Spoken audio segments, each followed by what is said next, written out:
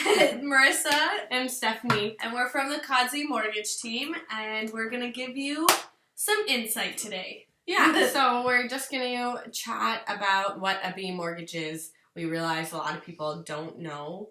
It's a very mortgage term, and talking amongst people who maybe have a mortgage or who sell mortgages, those or real estate or realtors, we talk about B mortgages. But I would say that's not a term that everybody just throws around, so we just want to dive into what that entails, what a B mortgage is. Yeah, and this generally is just a mortgage type that is basically a mortgage that is for people that don't qualify for a typical mortgage at your bank. So this doesn't always mean credit issues. It can mean credit issues, but there's lots of reasons why people get B mortgages. Or if you've ever heard the term alternative A mortgage, it's just basically saying that there are mortgages that you can get that are alternative to your typical, normal fit in this box, A bank mortgage. Yeah. And most of the people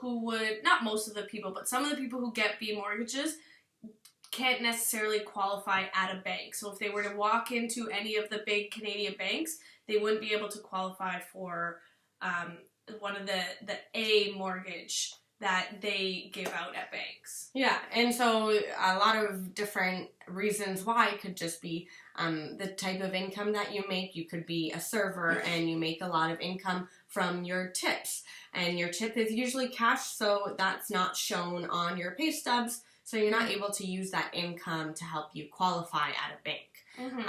Along with, contractors that do a lot of their business in cash as well. Yeah. Self-employment, where you're deducting a lot of your expenses from your income.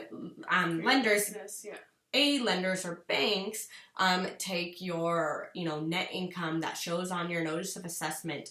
And we all know self-employees, you make a lot more than what's on your net income. Yeah. Which is the same as contractors or anyone else who makes tips, for example, servers or, tattoo artists, anyone else who happens to make tips, massage therapists, whatever else. Yeah. So basically these are alternative that you can be able to use all this extra income that you're actually making and be able to qualify for a mortgage, get yourself a home, but not with that A mortgage. You would get it with a B lender or B mortgage. Yeah. And you sometimes will be able to qualify for more at a B lender than you would at, say, a bank. So if you're kind of on that cusp where you could probably get an A mortgage, but there's the times where maybe you want that extra income, that extra funds that you can get from a mortgage that you would only be able to get from a B lender. Yeah, so generally if you want to use just your net income to qualify, sure, you can qualify at a bank, but it might be for a much lower purchase price than if you went for a B mortgage with a non-bank lender, and you can use more than just your net income. And so these mortgages are more risky mortgages for the lender. Basically, it's a little bit harder to confirm income, or you could have credit issues. Lenders do look at that as well. So they're more risky mortgages, which means a higher rate, and sometimes also will include a lender fee. Yeah.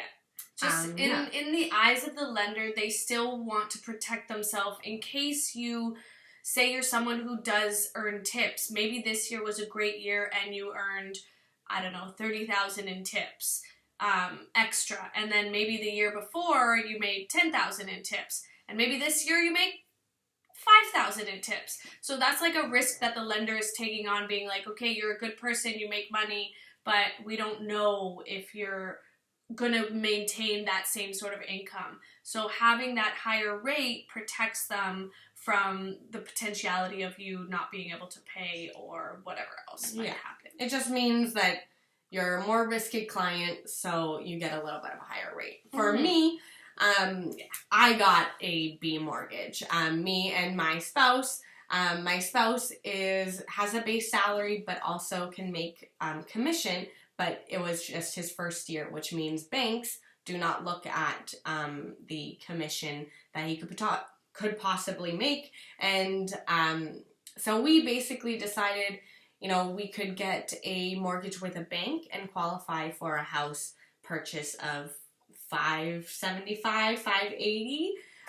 Or we could qualify with a B lender and get a property which we bought for $675. So that allowed us to buy a semi-detached 3-bedroom house in Toronto, where, buying at $575, I don't think you would find that. At least in majority of Toronto, it would be very hard to find a freehold 2-story 3-bedroom house.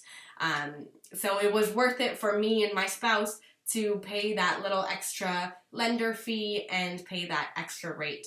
Doesn't mean we'll always be in a B mortgage, because we are planning on, in 2 years, moving into an A space, but we wanted to get into the market now. So a B mortgage is what gave her the opportunity to get into it. To get into and that's $100,000 difference of qualifications or money that they qualified for the mortgage, which can be a lot. It's like a make or break in a lot of situations for people who are trying to find houses in the market right now. Yeah, because, some B lenders might not give you that big of a range, but the B lender that I went to was able to qualify on the contract rate, was able to use our, the rental income that we're going to have on non-legal rental basement. So there's a lot of other things that the B space can do for you to help you qualify.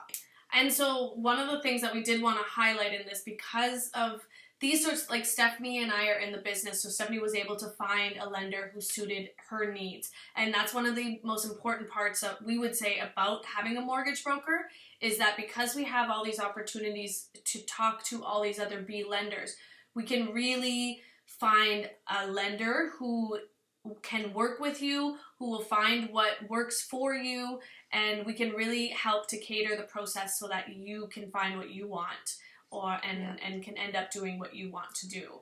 Yeah, you can be able to find that exact home that you want and not settle for a condo. Yeah. Condos are fine. Yes. I love condos, and I'm learning how amazing it is to not have to deal with certain things that you have to deal with at freehold property. But a lot of people like freehold properties, and a B lender can help you be able to increase your qualification to be able to afford that. Yeah. So if you have any questions, if you are someone who isn't in a traditional salary desk job and you make income in different sorts of ways, you're self-employed, feel free to reach out to us, even if you think that maybe now is not the right time for you, or now you don't have enough money.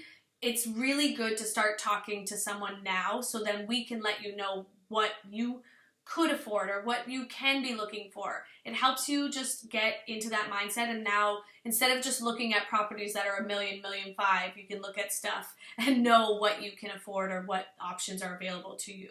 And doesn't mean that you need to buy right now, but it's always good to know. Yeah, and then we can help you plan to buy when you are ready.